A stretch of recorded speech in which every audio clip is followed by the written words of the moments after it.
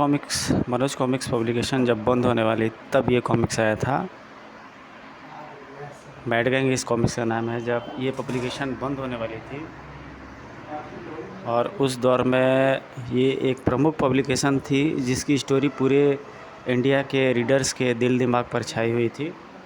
आइए देखते हैं इसकी स्टोरी क्या थी। तूफ़ान सीरीज़ की मैड गैंग। पूरब से उगते सूरज की लाली ने स्वागत किया नभ में विचरते बग नामक उस विचित्र यान का जिसमें सवार था तूफ़ान। दौलत की हवस इंसान को किस कदर शैतान बना देती है, इसका ज्वलंत मिसाल मिल्सी और स्केटर है। जो ज्ञान मानवता की तरक्की के लिए रास्ते खोल सकता था, उसी के गलत इस्तेमाल ने खून की नदियाँ बहा दी।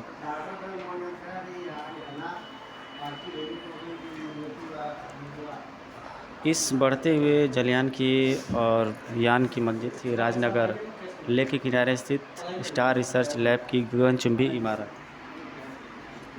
लेकिन अभी मंजिल पर पहुंचना शायद तूफ़ान की किस्मत में नहीं था, क्योंकि बग को मिल रहे थे कुछ emergency signals. Beep beep beep. यह सिग्नल की दिशा जान हैरान रह गया तूफ़ान। जौहरी बाज़ार, मुझे फ़ौरन वहां पहुंचना होगा। जौहरी बाज़ार के मध्य स्थित है सिक्योरिटी सेफ वर्ल्ड्स की विशाल इमारत, जिसका निर्माण केवल जौहरी बाज़ार के जौहरियों के लिए किया गया ताकि वह अपने और हीरे जवाहरात के भंडार को यहाँ सुरक्षित रख सके। सुरक्षा की दृष्टि से यहाँ किए गए सुरक्षा इंतजाम बरबस ही आने जाने वाले का ध्यान अपनी ओर आकर्षित कर लेते हैं। परंतु आज लोगों की निगाहों का केंद्र बनने जा रही थी यह अनोखी मोटरसाइकिल, जिसके सवारों को देखकर हैरत भरी चीखें उबल पड़ी लोगों के मुंह से। Mad gang.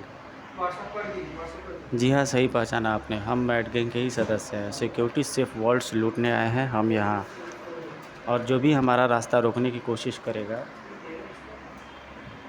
उसका अंजाम यही होगा। प्रणाम। अनेक बेगुनाहों को अपने साथ लेकर शहीद हो गई यह कार। भगदड़ मच गई वहाँ मौजूद लोगों में। भागो भागो। पलक झपकते ही सड़कें खाली हो चुकी थी। नज़र आ रहे थे सिर्फ एसएसबी के जाबाज गार्ड्स, जो अपना फ़र्ज निभाने के लिए सिर पर कफन बांध चुके थे। फायर से बम और गोलियों के धमाके से गूंज उठा वातावरण। तुम्हारी गोलियां स्कॉर्पी तक नहीं पहुंच सकती बच्चों। टन टन टन टन। लेकिन यदि स्कॉर्पी चाहे तो तुम सबकी गर्दनें उतार सकता है। कहर बनकर टूट उठे थे मैड गैंग के सदस्य। स्पीडो को रोकने की हसरत दिल में लिए ही इस दुनिया से कुछ कर जाओगे तुम। शुरू हो गया था मौत का भयानक तांडव। रॉकेट तुम्हारे पर खच्चे उड़ा देंगे। तबाही का ऐसा भयानक मंजर उत्पन्न हो गया था वहाँ। लेसर की लेसर बुलेट्स चीर देंगी तुम्हारा शरीर, जिसे देखकर लगता था मानो मौत ने कुछ देर के लिए अपना नाम बदलकर मैड गैंग रख दिया हो। रोलर का रोलर सिर्फ उसका वाहन ही नहीं, उसके दुश्मनों के लिए मौत का पैगाम भी है। चीख पुकार से गूंज रहा था वातावरण, जो धीरे धीरे शांत होता चला गया। सब खत्म। बेचारे मैड गैंग को रुकने चले थे। राह की समस्त बाधाओं को धता बताकर अवैध समझी वाली एसएसबी की इमारत में प्रवेश कर चुका था मैड गैंग, जहाँ हीरे जवाहरात का विशाल भंडार मानव उन्हीं की प्रतीक्षा कर रहा था। वाह, इतनी दौलत! वाह, मास्टर ने भी लूटने के लिए क्या जगह चुनी है। कुछ ही पलों बाद हीरे जवाहरात के विशाल भंडार उसकी अनोखी मोटरसाइकिल की शोभा बढ़ा रहे थे। चलो स्कॉर्पी, मास्टर हमारा इंतज़ार कर रहे हैं। आगे बढ़ी मोटरसाइकिल। इसी के साथ गूंज उठा वातावरण एक तीव्र धमाके से। बड़ा हैरानी से आंखें फैल गई थी मैड गैंग के सदस्यों की। यह तो तूफ़ान है। मुझे खुशी है कि तुमने अपनी मौत को पहचान लिया यहाँ पर, क्योंकि राजनगर की धरती को बेगुनाहों से खून से रंगने के जंग में तूफान तुम सबको देगा एक भयानक मौत। संभाल लिए थे मैड गैंग के सभी सदस्यों ने अपने हथियार। मौत तो तुझे रॉकेट देगा तूफान, मैड गैंग का रास्ता रोकने के जुर्म में। तुम्हारे रॉकेट तो शायद मुझे छू भी नहीं पाएंगे रॉकेट, लेकिन तुम मुझे अपने आप को अपनी मिशन नहीं बता पाओगे, इसमें मुझे शक है।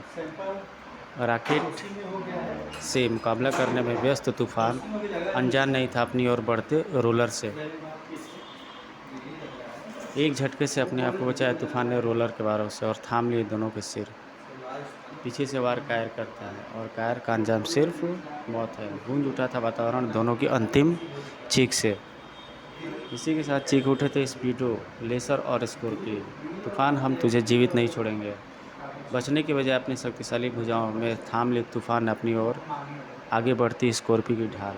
बहुत ही खूबसूरती से उसने उस ढाल पर इस्तेमाल किया था। तूफान ने लेसर और स्पीडो के वारों को विफल करने में निहत्थे हो चुके थे स्पीडो, स्कॉर्पियो और लेसर। और अब परीक्षा थी बाहुबल की, जिसमें तूफान के सामने बच्चे साबित हो रहे थे तीनों। न्याय अन्याय के मध्य छिड़ी इस भयानक जंग की एक दर्शक भी था। ओह, मैं तो सोच भी नहीं सकता था कोई इंसान मैड गैंग का भी मुकाबला कर सकता है। मुझे हर हाल में इन तीनों को बचाना होगा, वरना मेरा मकसद कभी पूरा नहीं होगा। कौन है यह रहस्यमय शख्स? मैड गैंग के द्वारा अपने किस मकसद को पूरा करना चाहता है यह? कुछ समझने से पहले ही घिर चुका था तूफान इन किरणों के घेरे में। जड़ होकर रह गया था उसका शरीर। इसी पल का पूरा फ़ायदा उठाया था स्कॉर्पियो, स्पीडो और लेसर ने वहाँ से भागने में। लेकिन इस बात से बेखबर थे वे कि कोई साये की तरह उनके पीछे लग चुका है। उधर मैड गैंग की नज़रों से ओझल होते ही तूफान अपनी पूर्व अवस्था में लौट आया था। उफ, क्या हो गया था मुझे? अचानक जड़ कैसे हो गया था मेरा शरीर? तभी पुलिस सायरन की आवाज़ से गूंज उठा वातावरण। ओह, पुलिस आ रही है, मुझे चलना चाहिए।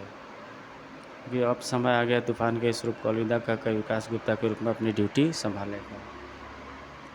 कुछ देर बाद विकास अपने असली रूप में एसएरएल की मेटलर्जी शाखा में था। Hello Prabhakar, how are you?